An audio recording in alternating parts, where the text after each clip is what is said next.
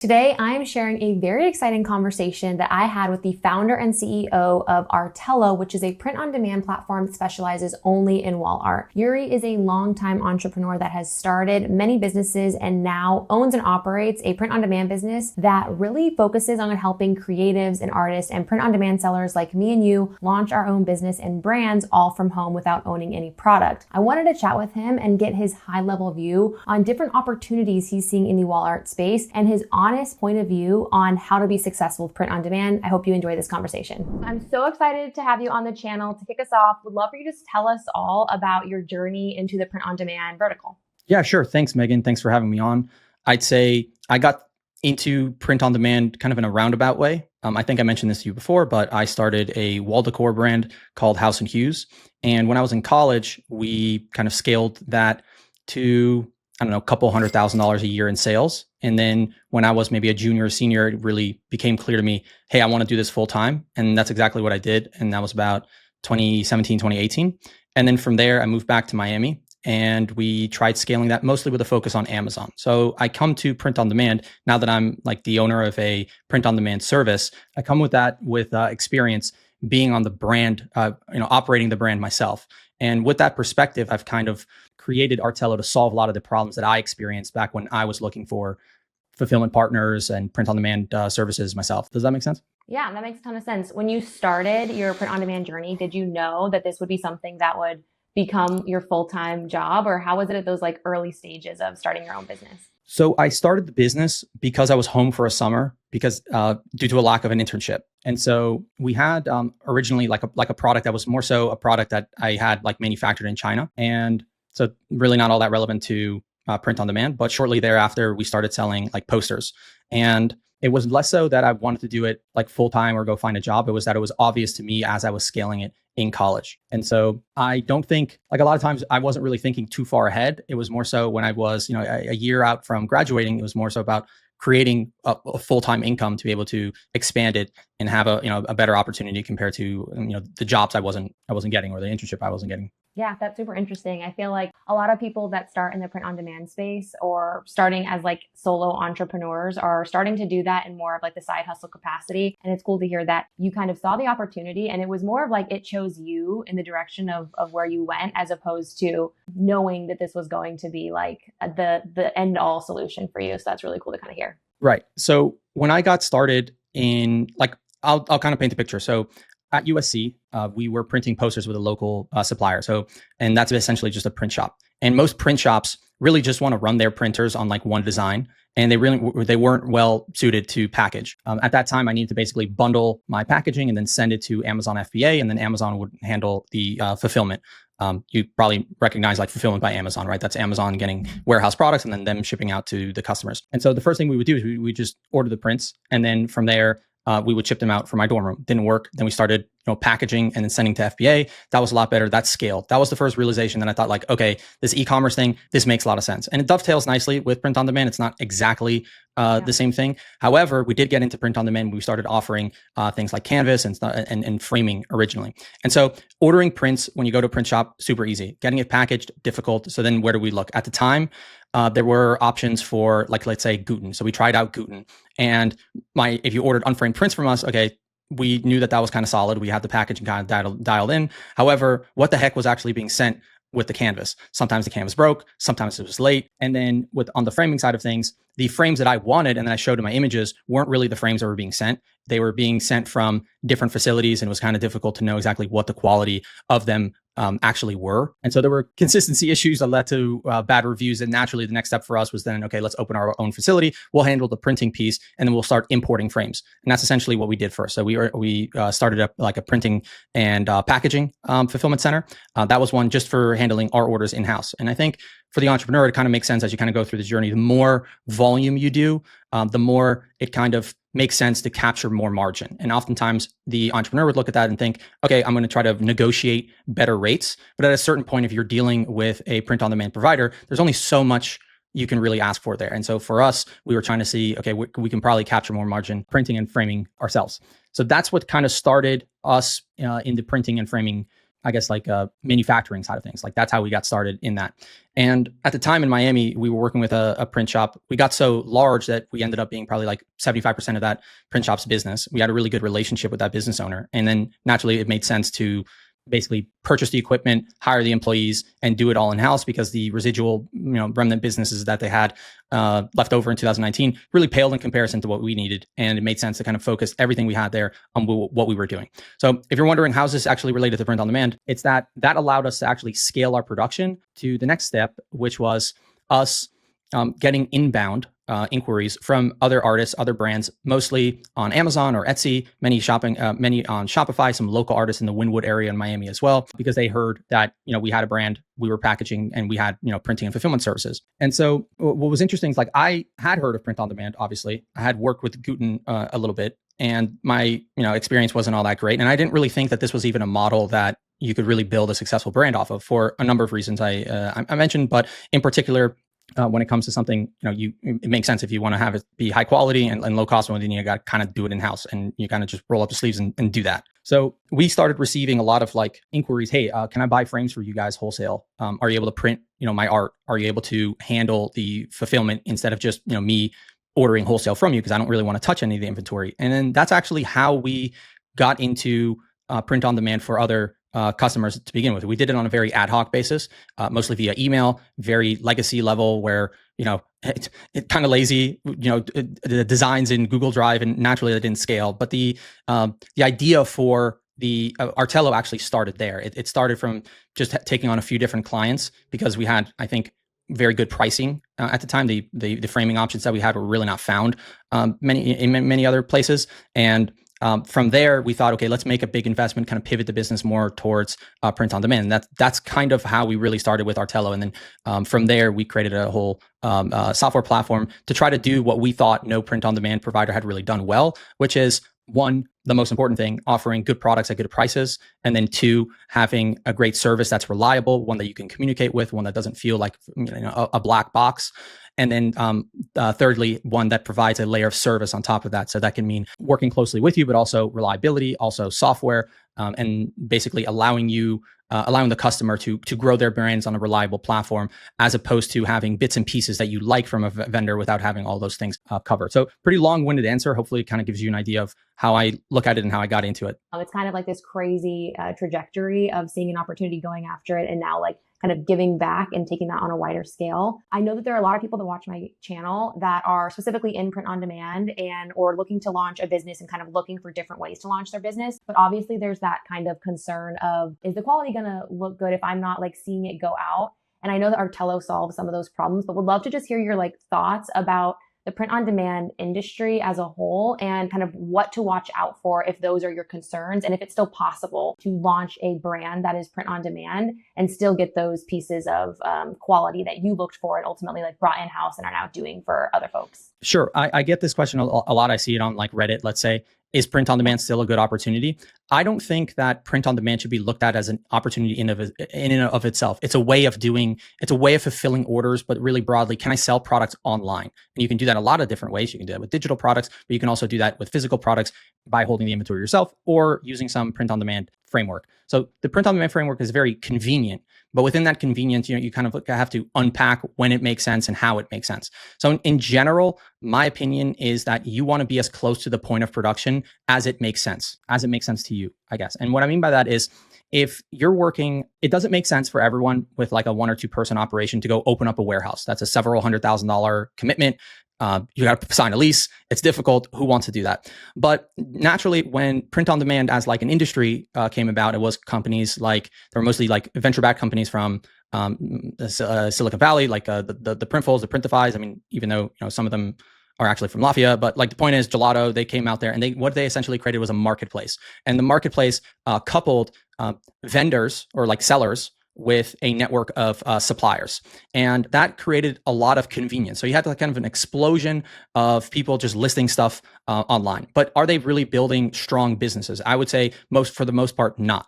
And so if you are thinking about, hey, is there an opportunity for me to do print on demand? It's more so, is there an opportunity for me to create a business? And the same advice I would give for for someone asking that question would be the same one that I would give for someone asking, does print on demand make sense? And the answer there is, are you able to provide a unique product that is tailored enough to a specific niche that allows you to differentiate enough from everyone else trying to do the same thing and charge a bit of a premium on it? That's ultimately the question that you have to ask. And that's going to be a different answer for every single person. I would not suggest getting into print on demand if you want to just generate a bunch of AI files, throw them in Etsy and hope for the best. I don't think that's going to work, because that type of approach is not going to work anywhere else. Just like anything else in life, for you to build something worthwhile, it's going to take some time. It takes time to build up, but that doesn't mean it's easy. It takes as long for everyone. So the thing that we see over and over again where people have success, and I can kind of touch on that because it's a little bit related. Some of our customers that have a lot of success, even when just getting started,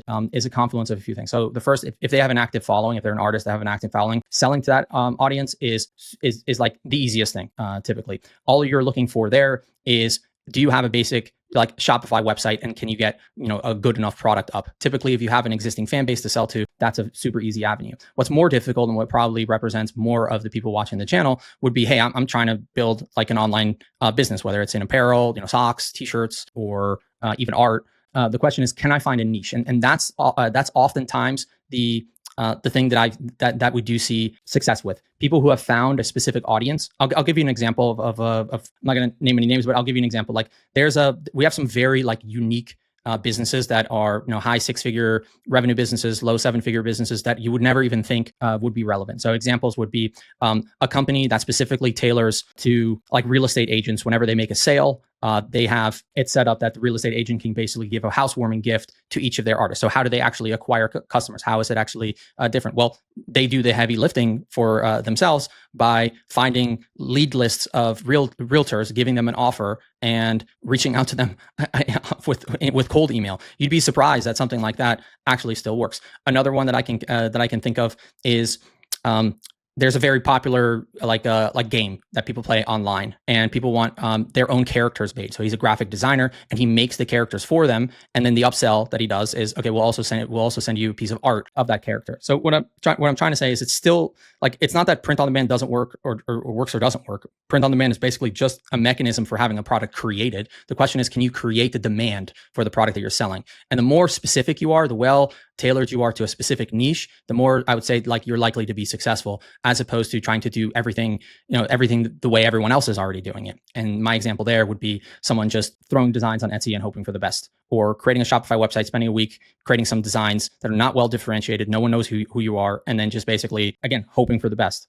It's something where you kind of have to carve out your own niche. And the better a specific subculture or something like that, the more likely you are to be on the right track, simply because if you're going to have initial success, it's likely because you're doing something a little bit different. And that difference is what allows people to find you, as opposed to trying to find you versus, shopping for art on Etsy or on Amazon, just like any other artist. Right. So it's a long-winded answer again, but the point is, that's how I would answer the question in terms of like where people find success and whether it's still a good opportunity. Business is a good opportunity. People are creating lifestyle businesses left, right, and center. It is something that's never actually been easier, ironically enough, but because it's never been easier, it's also been more competitive than ever before. Yeah. And I think I'm so glad that you said that, because I think a lot of people will come in and be like, print on demand is like so passive and it's easy. And I think in a lot of ways you can probably maybe launch some certain things like around a certain seasonality window that can be a little bit quicker to get off the ground and can be passive once you get like a bestseller and you get the traffic going. But that's typically not how it works. And it will involve taking the time to do your research to find out what is that niche. Like the couple examples that you mentioned are super intriguing, because those are areas where it's like that person has done the work to understand that there's an opportunity here, but they provide a lot of value up front by like having to reach out and actually get that distribution or do something that's completely differentiated. And I think that there are a lot of ways to differentiate. There's constantly like new products coming out. There's constantly different tools that are helping with being able to create and do things as a solo entrepreneur. But that underlining point of doing something different and putting in the time to find what your edge is, whether it is distribution or differentiating based off of niche, I think is very, very important feedback. Do you see like a lot of the partners you work with through Artello are artists, or is it a pretty even mix between like artists and, normal people like me and you that would want to launch our own wall art business and don't have like the artistic element as the leading factor there. It's a good mix. And both of these segments have like success stories. What we see constantly are very like relatively unknown artists that sign up. And naturally, if they don't have large followings, they don't put in a lot of effort. The designs that they have aren't really all that different from anyone else's. We don't see them putting up a lot of volume. It's typically the artists that have a lot of success are those that, one thing right off the bat that we see that is just like the inflection point for someone having a successful business is actually running ads. So internally, when we see someone running ads, let's say on Meta, that's an amazing indication that that's the kind of customer we actually want to focus on. And the reason for that is they have some more skin in the game beyond just having spent some amount of hours setting things up and so on. And they're actively creating videos and creatives and images and so on. Ultimately, if you're doing print on demand, you're not tying up any cash into inventory. Okay. That's a profoundly different structure than holding the inventory yourself. And so when it comes to, if you're doing purely print on demand, the most important consideration is setting your prices at a point where the ads work, that the ads are profitable, and then slowly inching that upwards. But again, it's a question of even in the wall art category, it's so broad, like what customers charge, like for literally the similar products that we create. Like we have people selling the same thing for $70 that others are charging for $500. And a large part of it is presentation, how those same products are presented. There's also, with some artists, they have exclusivity insofar as like they do limited releases, and that kind of allows you to push the price upwards. But I hesitate with print on demand to say an exact pricing structure is going to work every single time, because it's just related to alternatives. You have more pricing control if you control the ecosystem, and it's kind of your job to do the other things that would allow you to push up those prices to justify higher prices. One of the things that is that you can do that with is like having very strong photography, having excellent UGC, having excellent like following and so on, because people want to see, like, if you're gonna charge $500, people want social proof. They want to see, okay, well, how many other people have done this? I don't want to be the sucker that bought something that kind of ended up being like bad and trash. And so I think, I think the pricing is kind of, it's kind of set differently in those two models, and it's worthwhile testing different structures. And there's nothing wrong with doing a low cost option and higher cost option. Yeah, and wall art seems to be kind of a beast in that way. One additional question on just the mix that you see come through and that like price disparity. What percentage would you say of the products that come through are personalized? Like, would you encourage folks to take more of a personalized element, and that's like an easier path of getting into the wall art print on demand space? Yeah, I love the personalization piece. In fact, when we talked earlier, I mentioned like, okay, differentiation, and that's kind of like a buzzword. It's easy to kind of say that, but how does it actually work in practice? The personalization piece is one great way it can work in practice. Do I think it's going to be easy to be successful? Being the next like pet portrait seller? Probably not. That's been done, 7 ways from Sunday. But there are so many other ways that you can incorporate personalized design, and we do have them. We do quite a bit of personalization. Off the top of my head, I don't know what the exact breakdown is, right, but I would be surprised if it wasn't at least like 25% or 20% of the volume we get in. I mean, some of our larger customers almost exclusively offer personalized designs. I think that's actually an excellent way to go about things. I mentioned earlier the example of that artist we have. We have a few guys. We have another person that makes like custom anime characters, and again, a graphic designer. That's another example of personalization. But like, who's actually doing that? Not very many people. But he's running ads for that. He's also a moderator for an anime related subreddit and something on Discord as well. But like, so unique, and because it's so unique, there are not many alternatives, and so he can charge a higher price. And that's kind of how I would think about it. Don't try to do the personalization just like everyone else has done. Try to find that niche that is less explored, but where you can see people are actually building communities around. And last thing on that is, if you're trying to see like what actually qualifies as a genuine niche, typically my benchmark for that is, if there is a subreddit for that niche, it's a niche, right? So it's like, if you have, I don't know if there's a subreddit for like dog lovers or like dog parents or whatever. If there isn't, like, that one's so obvious a niche that it's a niche. But like specific shows or characters or leagues or sports, if people are already naturally congregating on Reddit for it, it's a good sign that they have like enough interest that you can find a product to sell to to not specifically lead them, although you can run Reddit ads. But I think that's a good framework to think about it in terms of, am I in a niche or am I not? Did I find a right targetable enough audience or not? Yeah. I think niching down and getting as narrow as you can is very valuable. So that way you're not completely just targeting the entire market. That's actually how I started my print on demand business. I noticed that there were a lot of people doing bridesmaid proposal gifts, but there weren't as many for bridesman or man of honor proposal gifts, which is still a very large audience of folks. And so being in a specific niche and then actually niching down a little bit further to different folks that are within that niche was very valuable. And then once I kind of built up that credibility with my products and my brand and had good reviews and kind of got the ball rolling, it then made it a really easy kind of conversation to start going after just like the bridesmaid niche as well, because I already had all that credibility. But I don't think I would have had the same success if I went the opposite direction. I just tried to saturate with already what was so many options available for. So that really resonates with me too. Opportunities, I would say number one, like wall art sets. And the reason for that is you're solving a different problem. A lot of people are not just looking to fill like one little square on the wall, right? They want to sell, okay, they have an idea behind, art behind a sofa. We just happen to be the only ones that allow you to do like sets. I think I haven't seen it anywhere else because it's kind of a bit pain in the ass to handle on the printing side, but so like that's a great opportunity. I would say the other thing is if you're not doing framing, go do framing immediately. Like no joke, it is, it's like, no joke. It's like, sometimes it's just some mind boggling to just to talk to someone because it is, if you add framing, you see like a guaranteed like 20 to 50% sales improvement like that. And then we have a bulk tool that lets you do it like that. And it's like, and they look for reasons to not do it, which is like the thing that just, I don't know, again, it's just like annoys me.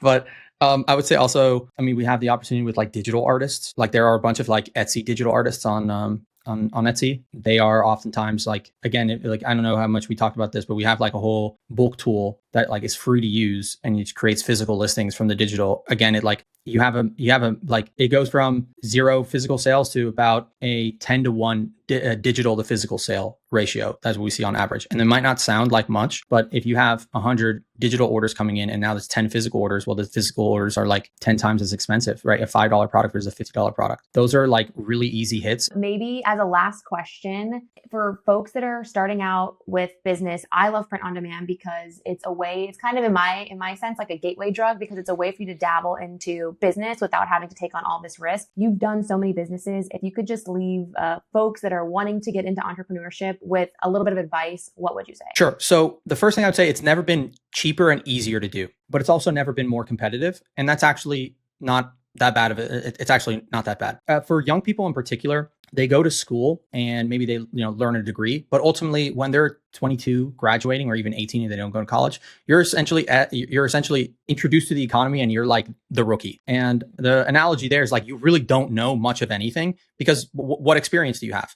And you might think like, oh, my degree is all that experience, but like not really when it comes down to it. The one advantage I think young people do have is that they're actually like natives to computers. So it's a little bit less like we have some employees that are like 18 and they actually never went on computers. They went on iPads and phones. But generally speaking, like if you're gonna, I'll talk for myself. I just turned 30.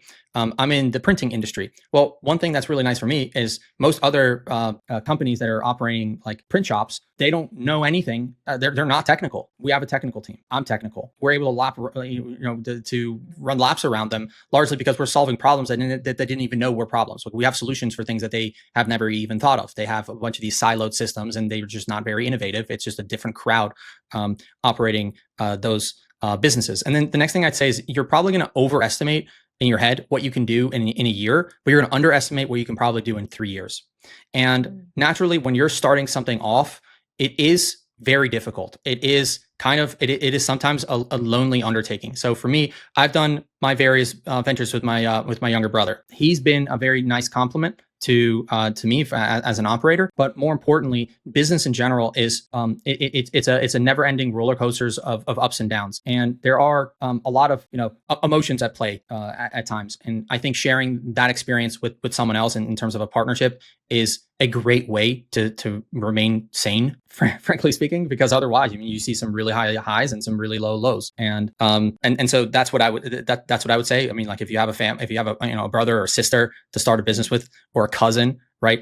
I know like that's, I think actually is not all that bad of an idea. In fact, I think that's a great idea because I know some business owners that have some really large businesses, some of which, and I'm thinking like, I don't know how you sleep at night because I need the walks in the morning with my brother. Otherwise I would go nuts.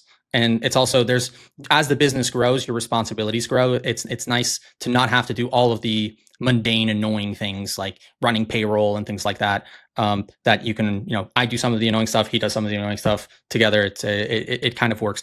But for someone just for someone just starting out, the largest impediment you used to have is having capital.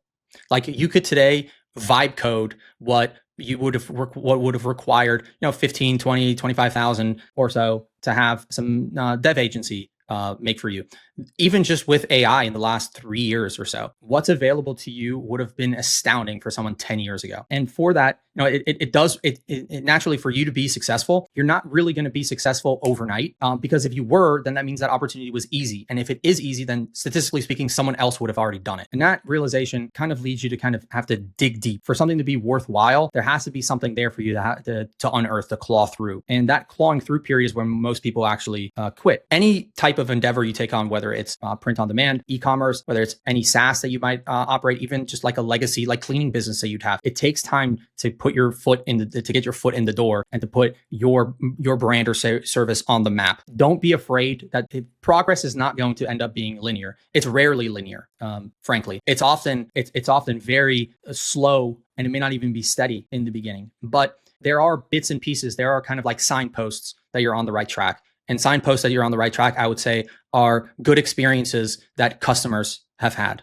One thing that I see all the time, and this is just completely unrelated to what I'm doing, just because my business is also kind of software oriented. I have friends that have raised a lot of venture money and built products and services that no one was looking for ultimately. And I would say, don't do that. I did that. I did that with like a software business in the past, where like I was certain it was like you can still go to it. It's a business called ecombinate.com. We had like a little integration between Amazon and QuickBooks, but you could just do that in QuickBooks. That's the thing. And I spent like a year building that. And what's the lesson there? Don't build something that people are not going to want to buy. But how do you know if someone's not willing to buy it? Get them to pay upfront. If you can't have someone pay upfront for the work that's going to require you a year to prove to them that they would need it, you probably have an issue. If someone is willing, the flip side of that, if someone is willing to buy whatever you're selling before you can actually offer it to them, it is almost always an excellent opportunity. That's what I would say on that. So I touched on a few different things there, but does that answer your question in terms of like what my advice would be? Yeah, anything worth building is going to take time. It's possible to bootstrap, involve people that can support you. I think those are all really great through lines. And it can be lonely sometimes. So it's going to take some time to build something great. And I think that's the main point. This has been wonderful. I've absolutely loved catching up with you. I personally love Artello. The quality is unmatched. And so it's been great kind of getting your POV and how you got there and the solutions that you're putting out. Where can people find you if they want to learn more? If you're interested in talking to me, I'm pretty approachable. Just send me an email. I'll drop that here in case anybody has questions. They can come hunt you down in your email. And yeah, this is great. We'll have to do a part 2 and actually maybe popcorn back and forth a couple of cool ideas that we each bring on different types of niches or business ideas that we have. I think that would be really cool to start giving people some free sauce onto how they can get their own business if they're just stuck in like thoughts.